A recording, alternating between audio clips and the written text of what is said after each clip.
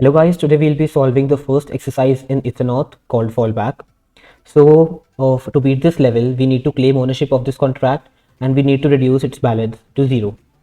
So they have also given some things that might help, and which is how to send ether when interacting with ABI, which means through like the functions they have given in the contract code. The second one is how to send ether outside of the ABI. Some tools Web3 will help us. I'll show you that. And converting to and from ether units, like I'll show you that also. But first we need to learn something about fallback methods. So I have made this file here, and I have these two functions, fallback and receive. I have a counter here above, which is received call and fallback fallback number and receive number. And my receive number is 1. Actually, I had already sent some like for trial. And the contracts here in fallback and receive are payable.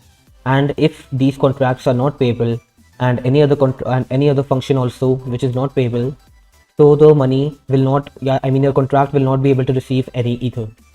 So what this function does is, when the fallback function is called, it increases the fallback number, and same with the receive function, and the same the same event is called, like the event is emitted. And receive function is called when we send ether to a contract without sending any data. I mean, here you can enter your data, which if you don't send, then it will be going to in the receive function. Like here I'll enter some money and show it to you.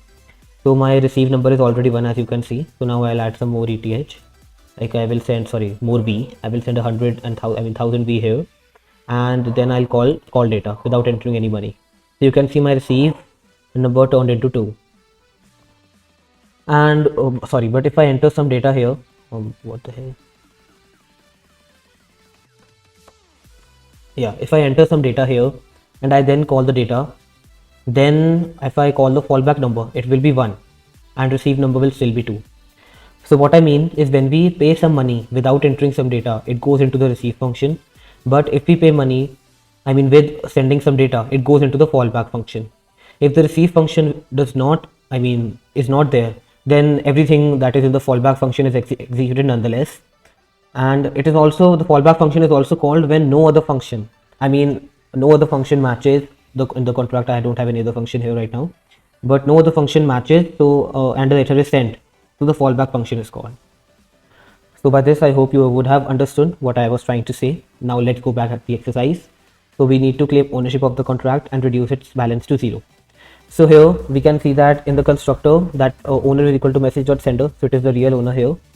And let's go into the console, and I'll type it here also, await contract dot owner,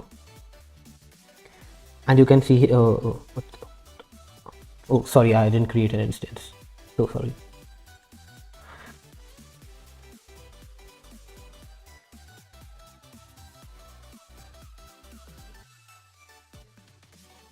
Yeah, it's done. So now if I await contract dot owner, this is the owner of the contract and this is our address. We will win if these two addresses are matched. So this is modifier only owner, and only owner can execute the function withdraw. It will help us to take the balance into 0. And when the receive function is called, the message dot value should be more than 0, which means that we should have sent more than 0 V here. And the contributions of the message dot sender should also be more than 0. So the owner will be message dot sender. What it means is, we have to send some ether to this contract without calling any of its function, and then we can become the owner if our contributions here are more than 0. And also there is a function called contribute, which requires message dot value to be less than 0.001 ether, which is perfect, and contributions will be then added. Once we have called this function, we can call we can send money to this contract, and then we'll become the owner of this contract. Once we will be the owner of this contract, we'll use the withdraw function here. So now let's do that. So first I'll call contract function, which will be contract dot contribute, and I guess we can set like value web3 dot utils dot to v,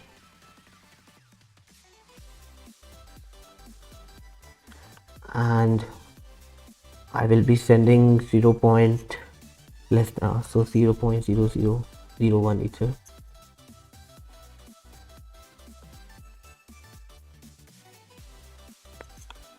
I'll make the transaction here, and Wait for a few seconds.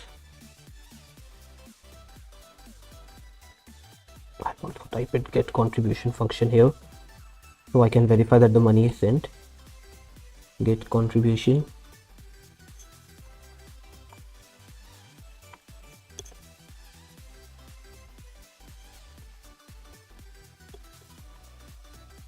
Yeah, so we can see some money sent. So now I think I can send the money directly to this contract. So how to get the contract address is contract, a simple contract dot address. We'll type it, and here we have got the contract. Yeah, so yes, so our command will be await web3.eth.send transaction braces and then curly braces. Here we'll type from, it will be player will give our address, and two will be contract dot address, and value will be the money we'll send. So I'll just use another function here, which is web3.utils dot to v and 0.001 comma ether, and when I'll enter it, it will send some money to this contract here.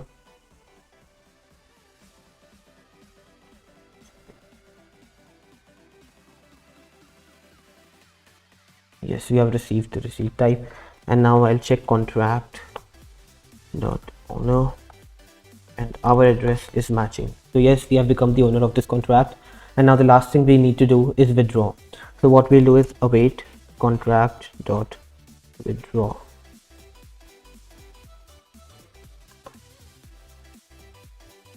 and here we go. Now let's submit this instance. We have finally done this level. Thank you guys.